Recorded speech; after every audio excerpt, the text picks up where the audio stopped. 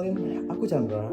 Di sini aku ngobrolin sesuatu hal yang personal tapi bersangkut paut sama kasus yang lagi hangat-hangatnya sekarang. Apa coba? Korupsi. Ya, di sini aku mau cerita pengalaman aku bukan sebagai korban ya, tapi sebagai pelaku. Mohon maaf. Tapi tenang aja, ini bukan kasus miliaran kok. Tapi di sini membuktikan bahwa korupsi bisa dimulai dari hal terkecil sekalipun. Let's go. Oke guys, jadi menurut aku tindakan korupsi bukan hanya dilakukan besar-besaran, miliar-miliaran, tetapi dari hal terkecil sekalipun korupsi dapat dilakukan. Bahkan di setiap kesempatan pun ada celah untuk melakukan korupsi, mulai dari jabatan, waktu, ataupun hal-hal lainnya. Jadi kejadian tersebut terjadi pada bulan April, kalau nggak salah pertengahan April gitu. Nah, di situ aku dipercaya buat membelikan 10 pack strawberry yang biasa harganya 180.000. Kemudian pada waktu itu ada diskon kurang lebih 30.000 jadi hanya 150.000 aja. Nah, karena itu kesempatan gitu ya. Karena di sisi lain aku ada kebutuhan yang perlu aku beli. Terus aku juga yang nemuin diskon itu. Jadi apa salahnya gitu ya? Aku ambil keuntungan dari situ juga ya kan. Padahal di sisi lain aku juga sempat mikir kayak, aduh ini korupsi, aku nggak boleh ngambil kayak gitu ya kan. Di situ aku ambil aja. Jadi sekitar 30.000 dikalikan 10 pack kurang lebih 300.000. Lumayan juga sih harganya. Kalau aku ukur pakai 9 kriteria nilai anti korupsi dari KPK, aku sadar aku melanggar 7 nilai dari 9 pilihan tersebut. Nah, yang pertama, kejujuran. Nah, jelas aku bikin laporan palsu ke orang tersebut. Yang kedua, kepedulian. Aku nggak peduli pada orang tersebut. Terus yang ketiga, disiplin. Aku langgar kesepakatan. Terus yang keempat, aku salah gunain amanah. Ya, nilai tanggung jawab. Yang kelima, aku berani berbuat curang.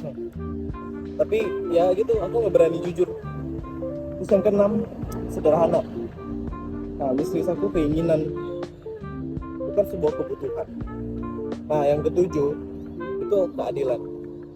Selisih harga itu seharusnya buat dia gitu, jadi keuntungannya dia. Lantas, kenapa yang harus aku ambil gitu? Itu sebenarnya yang jadi bahan refleksi buat aku. Dari sini aku belajar, korupsi itu bukan soal besar atau kecil nilainya, tapi soal pola pikir, kebiasaan, dan lain sebagainya. Nah, nikmatnya emang bisa kita rasakan, tapi sayangnya itu hanya sebentar. Setiap kali aku pakai, biasanya aku ngerasa kayak ada rasa bersara, ada rasa tidak nyaman, dan ya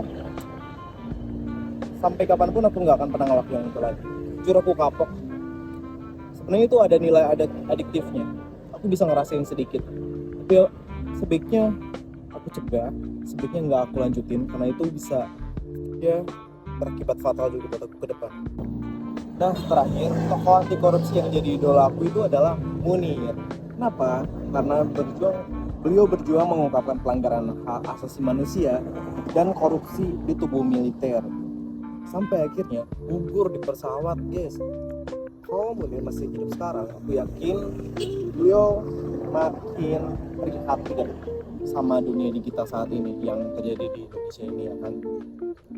Tapi yang paling aku teladani dari beliau adalah tetap bersuara meskipun ya risikonya adalah nyawa sendiri yang jadi taruhannya. Aku mungkin buat sekarang masih mahasiswa, tapi mulai sekarang aku belajar dan akan berusaha untuk berani untuk jujur. Sekecil apapun godaannya, aku berusaha untuk menghindari yang namanya korupsi. Sebagai penutup, aku ceritain ini semua bukan buat pamer ya guys, bukan buat mengungkapkan sisi negatif yang pernah aku lakuin, tapi siapa tahu dari cerita ini bisa jadi pelajaran buat kita semuanya ya. Karena satu kejujuran kecil bisa membentuk karakter seseorang. Jujur, aku nyesal, aku belajar juga, dan aku berjanji kedepannya aku tidak akan pernah melakukan perbuatan ini lagi. Di situ juga aku masih belajar, aku masih beberapa masih melakukannya, terutama dalam korupsi waktu. Semoga kedepannya aku bisa memperbaiki ini. Dan oke, thanks for watching, bye bye.